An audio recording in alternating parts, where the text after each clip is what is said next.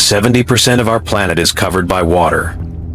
But in the deep, darkness is the only law.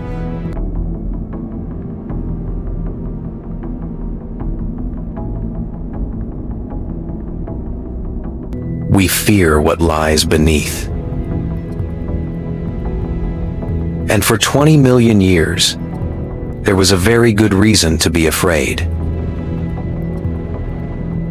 This is not a myth. This is not a movie monster. Meet the Otodus Megalodon, the true king of the ocean. It is hard to grasp the scale of a ghost. So picture a standard school bus. Now, imagine a predator that makes that bus look like a toy.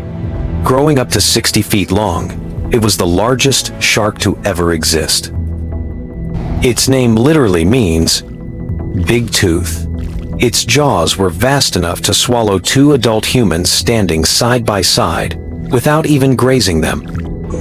This was a biological tank. Thick skin, reinforced skeleton, and muscles built for explosive power. It was evolution's masterpiece. But the Megalodon was not the only titan in these waters.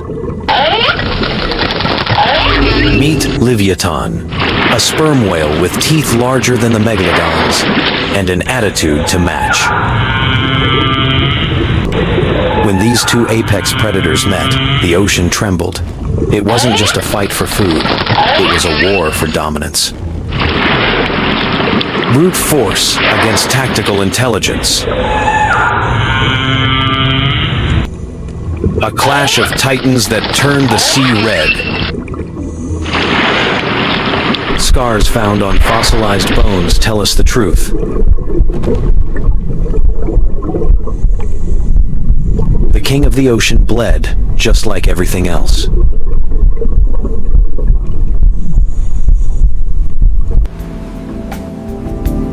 But even monsters have mothers.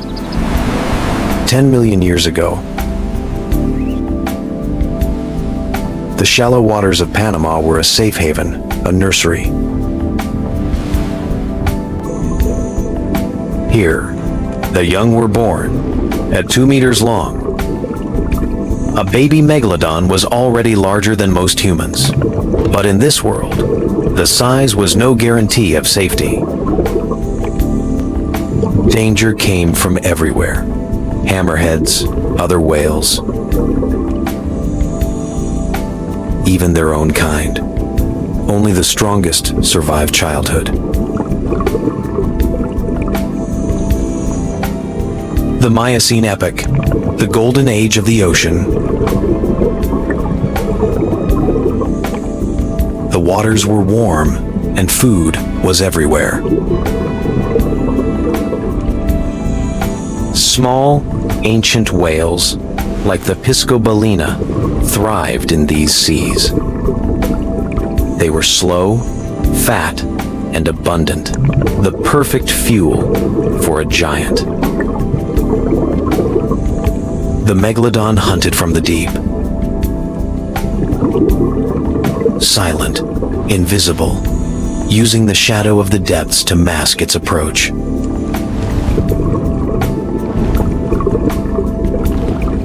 When it attacked, it was like a freight train with teeth.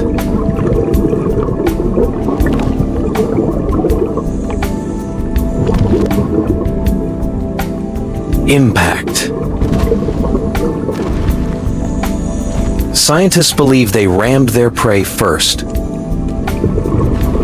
shattering ribs and stunning the victim before the first bite.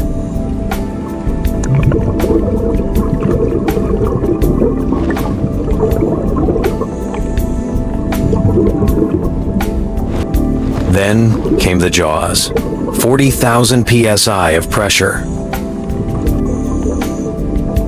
Enough to crush a skull like a grape. It was a mercy kill, instant and brutal. For millions of years, this was the daily reality of the ocean. The Megalodon sat alone at the top of the food chain.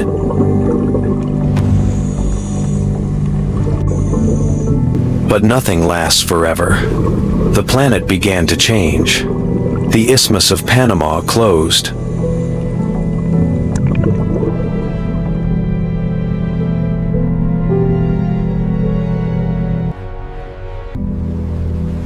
The currents shifted. The world got cold. The whales migrated to the freezing poles where the megalodon couldn't follow.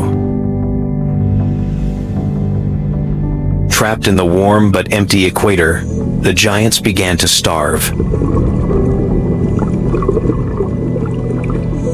And then came the usurpers, smaller, faster, more efficient. The great white shark didn't beat the megalodon in a fight. They simply outlasted them. The last megalodon didn't die in a blaze of glory. It likely faded away in the dark. Hungry and alone. An empire ending in silence. Today, all that remains are their teeth. Stones turn to history, found in deserts that were once oceans. We stand beneath their skeletons and wonder, what would it be like to see one alive?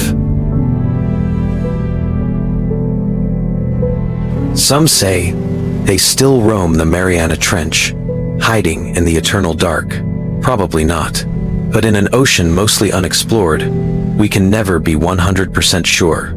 What monster should we hunt next?